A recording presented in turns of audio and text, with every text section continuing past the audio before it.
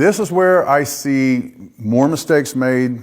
I shouldn't say more, just as many mistakes made as any of the other areas. And this is the biggest mistake that I see, is when most chiropractors, what happens is they go through the motions and they kind of start getting sloppy. And then when you start getting sloppy, you stop paying attention to what you're actually doing.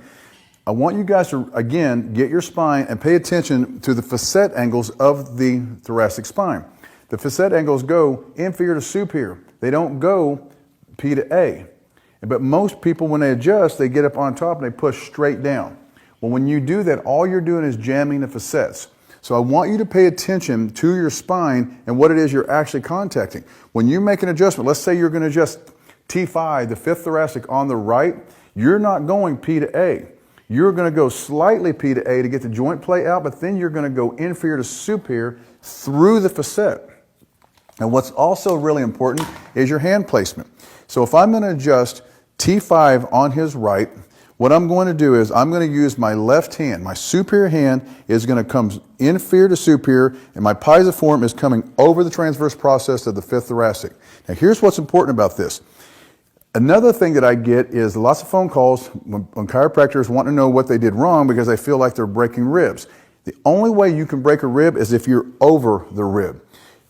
This technique, when you're adjusting the mid-back and the mid-thoracics, any thoracic, you have got to be over the transverse process. So what you're going to do is you're going to find the spinous process. The transverse process is sitting right next to it. So when you make your contact, your pisiforms on your both hands should absolutely be touching, in between them, be touching the spinous process. Not over the top, but at least touching. That way you know your pisiform is sitting over the transverse process, the area that it's supposed to. So T5 on the right, I don't care if it's T5, T3, T4, T7, it's irrelevant which vertebra it is, but I'm going to use T5 as the example. I'm going to take my left hand, my superior hand. I always stand on the left side of the table. The only time I'm going to recommend that you stand on the other side is if you're left-handed and it's just too awkward for you. But this is how you're going to get the best leverage. I'm going to stand on the left side, face my patient. My superior hand is coming inferior to T5. I'm making tissue pull. My elbow is locked. My pisiform is now touching the spinous process, and it's actually contacted right over the fifth thoracic transverse process. My inferior hand, my right hand, is coming underneath. I'm tissue pulling, and it's directly lateral to my left hand. I'm going to adjust with this hand. My contact hand is adjusting. My right hand, my inferior hand, is a stabilizing hand. I don't want the body moving this direction, so I'm going to stabilize the spine.